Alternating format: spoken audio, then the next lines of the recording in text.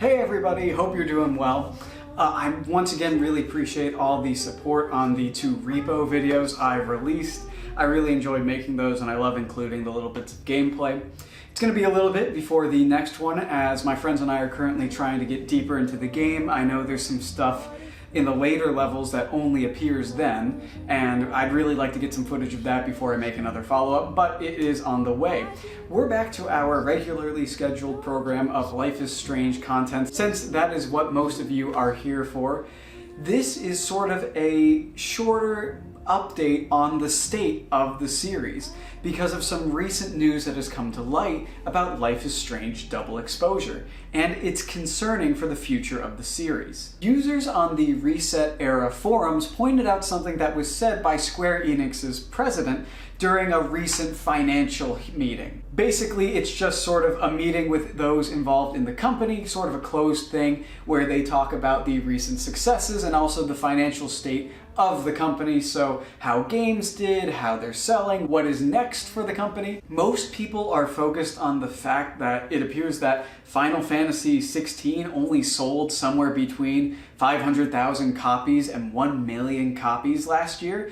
But there's even worse news when it comes to Life is Strange Double Exposure. While specific numbers were not mentioned, the president said that Life is Strange Double Exposure was a huge loss for the company. And he followed up by saying the only thing that really saved them in that period of time was the Dragon Quest III remaster. This is something that I am both surprised but also not surprised to hear at the same time.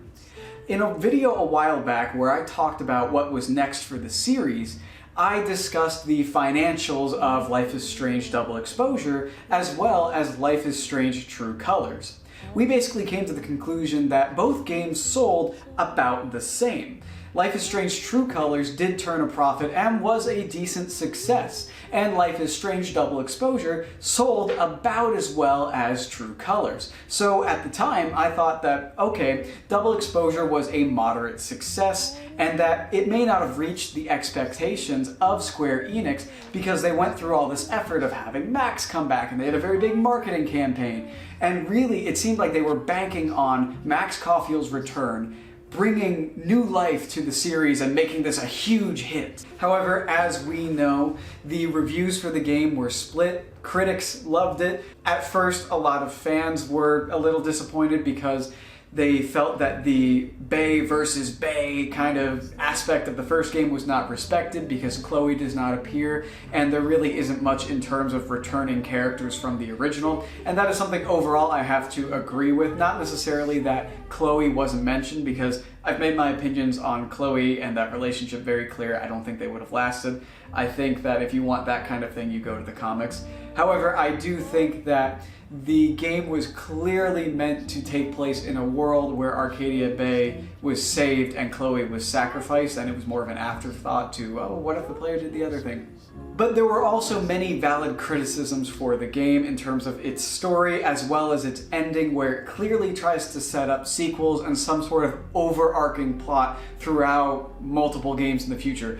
I've even seen some people compare it to trying to set up something like the X-Men, that there's other people out there with powers and we need to find them.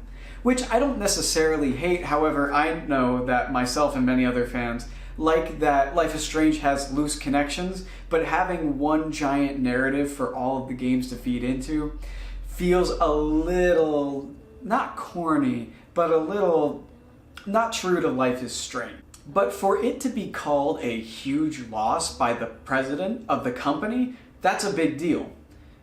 Now you might be wondering, if it sold about as well as True Colors, why would it be considered a huge loss? Since True Colors seemed to have turned a profit, and at the very least, had Square Enix comfortable with going forward with more Life is Strange games. My belief is that with the company expecting it to do huge numbers with the return of Max Caulfield, that the budget of the game must have ballooned. The marketing campaign alone was much larger for Life is Strange Double Exposure rather than Life is Strange True Colors.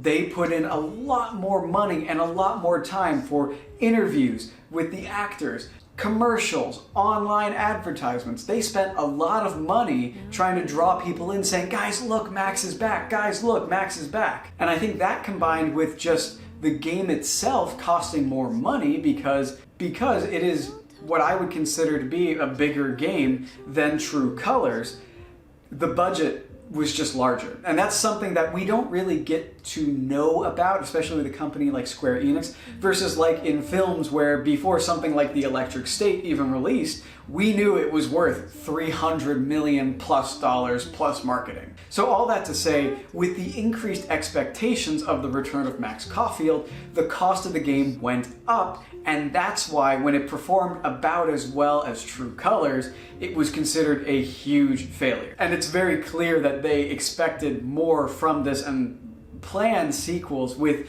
the ending of it literally having a tagline like Max Caulfield will return, which is very MCU-ish. I think before we get too concerned about the future of the series, we need to consider that this is Square Enix. They rarely seem to be happy with the sales of their games. The label of a huge loss has been given to games like Guardians of the Galaxy, as well as some of the Tomb Raider games, which are fairly successful series that have continued. Referring to Tomb Raider, the Guardians of the Galaxy game obviously hasn't seen any sequels or anything like that, but Tomb Raider has persevered through everything.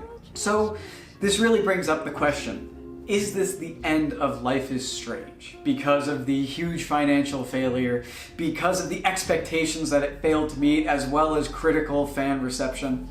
I would say for now.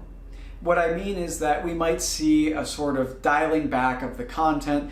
The story of the later games may even pivot, but I think Life is Strange will return, just not very soon. These sort of franchises rarely ever stay dead.